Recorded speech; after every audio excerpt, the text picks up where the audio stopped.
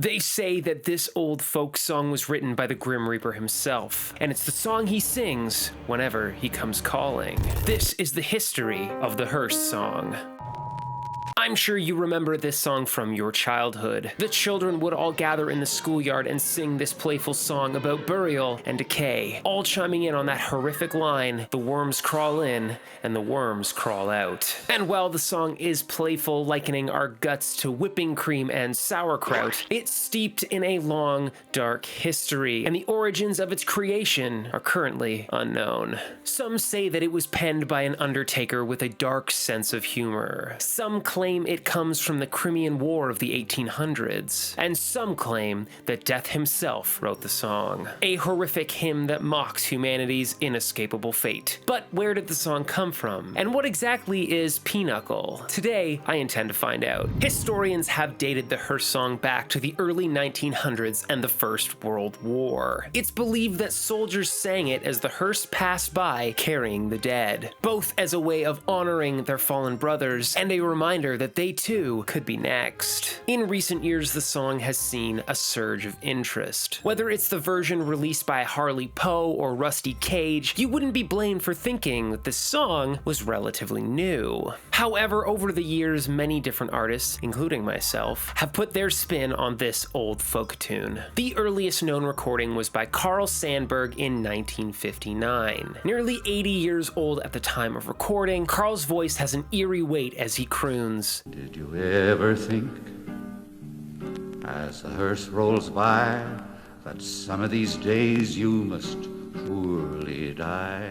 Despite being recorded in the late 1950s, Carl first released the music in his songbook, The American Song Bag, back in 1927. It might be easy to think that Carl wrote the song, but this is merely a momentary stop in our long journey. You see, in The American Song Bag, Sandberg credits the song to one Jake Zietland. Jacob Zietland was an American bookseller, publisher, collector, and intellectual born in 1902. He moved to Los Angeles in 1925, where he opened a bookshop and a publishing company. There's no evidence that I can find that Jacob Zietland wrote the Hearse Song, or any songs for that matter. So why did Carl credit him? While Jacob was not a musician or songwriter, he was known for being a collector of rare books. And it's in one of these rare books that we may find the beginnings of our mysterious song. Back in 1796 England, poet Matthew Lewis released a Gothic novel called The Monk. This novel was quite divisive, receiving heavily mixed reviews. However, the novel would go on to be quite successful, and many claim it's the most important Gothic novel of all time. One particular excerpt from The Monk is a ballad called Alonzo the Brave and Fair Imogen. This ballad tells the tale of a man, Alonzo, who goes to war, and his love, Imogen, promises she will wait for his return. However, Alonzo dies in battle, and soon after, Imogen meets a duke and the two are betrothed. On their wedding night, a skeleton clad in armor appears before Imogen and accuses her of forgetting Alonzo before dragging her back into the underworld. In the ballad, we have this stanza. All present then uttered a terrified shout. All turned with disgust from the scene.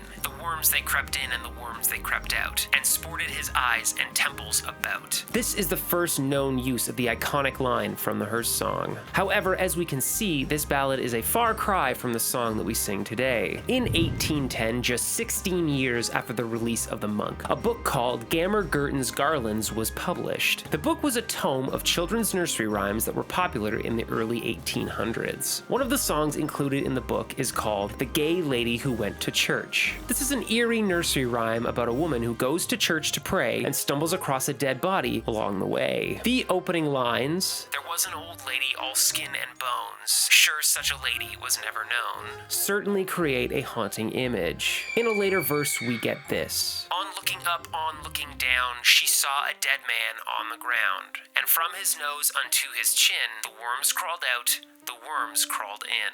This twisted nursery rhyme would go on to be printed in many songbooks during the 1800s, and the song would eventually become known as The Old Lady All Skin and Bones. And while the original melody of this song is a far cry from the Hearse Song we know,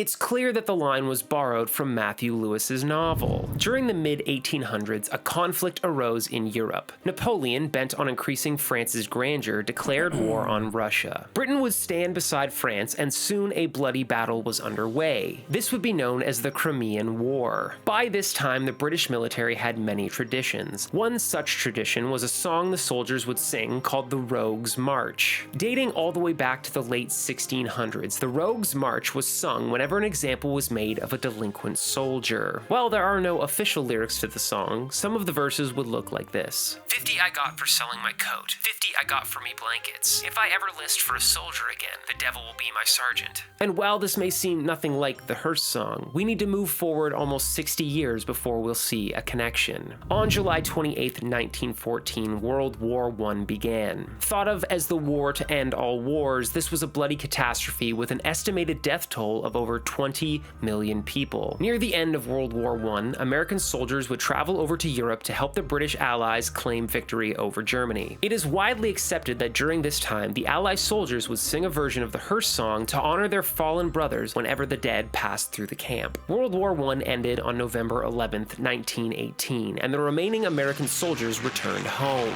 A mere 9 years later, the first known printing of the Hearse Song would appear in Carl Sandburg's American Song Bag. Over the next 40 years, different versions of the song would be included in numerous songbooks published all over America. Carl Sandburg would release the first recorded version, and while the song would become notorious in the playgrounds across North America, it wasn't until the late 70s that it would see a spike in popularity. In 1976, a book called What's Going On in Texas was written by Charles Clay Doyle, and it would feature a section on the Hearse Song. Doyle claimed that he questioned 1,000 people in different parts of North America, asking them if they know the song about worms eating corpses. And while this is a small sample size, apparently over half claimed that they had heard the song in some form or another. He also notes that there are many variations on the song, sometimes sang in major, sometimes in minor, sometimes in 6/8 timing, and sometimes in 4/4. However, they all include the line, "The worms crawl in, the worms crawl out," and mention the hearse going by. He also likens the metering and subject matter of the Hearse Song's lyrics to several medieval poems that also playfully mock death, decomposition, and compare human guts to food, suggesting that while the song may only date back to the 1800s, the idea of the song is far older. This study would go on to be quite popular and would cause an explosion in interest of the Hearse Song. But the biggest push for the song into the mainstream would come just 4 years later. In 1981, Alvin Schwartz would release a book of collected folk tales and short stories aimed at children. This book was called Scary Stories to Tell in the Dark. Hidden among the pages of this book was a rendition of the Hearse Song, including lyrics and melody. In the sources section of the book, Schwartz writes, "Variants of traditional song,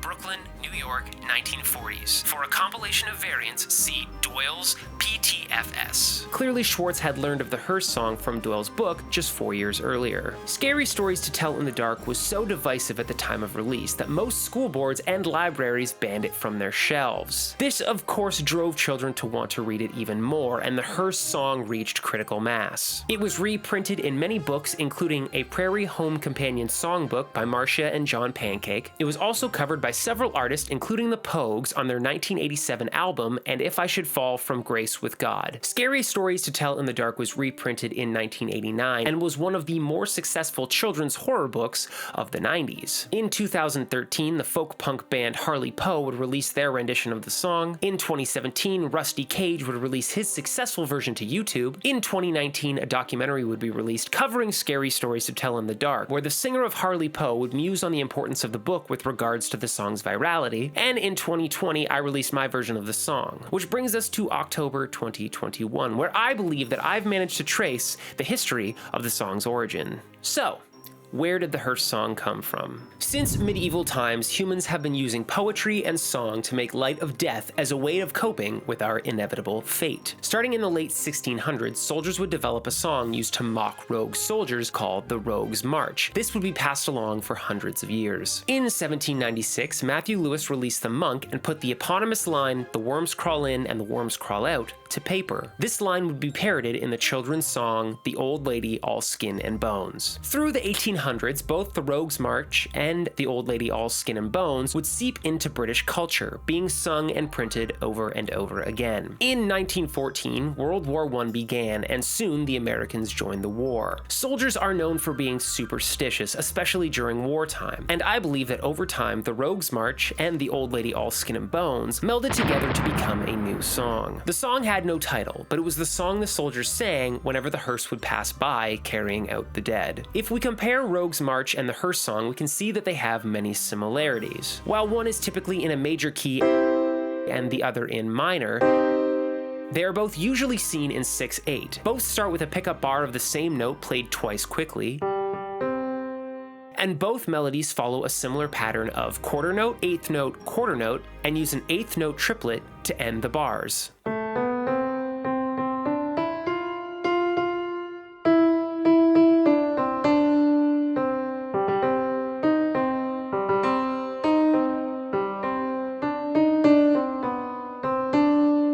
When the war ended, the American soldiers returned home with this new song on their minds. Over several years, the song would be shared around America, slowly spreading through the country. This is where Jacob Zetland comes in. Jacob was known for being a collector, publisher, and curator. I believe that he came across the song through one of his circles and passed it along to Carl Sandburg. Carl would publish the song in his song bag, causing it to spread through the folk music community. In 1976, Charles Doyle would cover the folklore of the song. In 1981, Alvin Schwartz would publish it in Scary Stories to Tell in the Dark, and the rest is history. As far as I can tell, the Hearse Song was not so much written as it evolved from other poems and songs. No one person, save perhaps Matthew Lewis, can truly be given claim to the ownership of its origin. As with all folk tales, this song took on a life of its own and spread across the world, earning its place in history. As to the claims that it originated in the Crimean War, the only recorded claim of this is in Marcia and John Pancake's folk songbook, released in 1989. They provide no source for this claim, and while we have shown that both songs' predecessors, the Rogue March and the Old Lady All Skin and Bones, were popular during that era, we can neither confirm nor deny that the Hearse Song was sung this far back.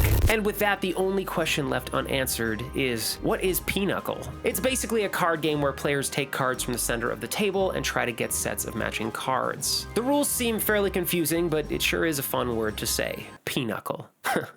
Thus concludes the history of the Hearse Song. If you enjoyed this video, then I hope that you will listen to my version of the Hearse Song. It's available on all major streaming platforms, and I think that you'll enjoy it. I'm Andy Negative. Good night.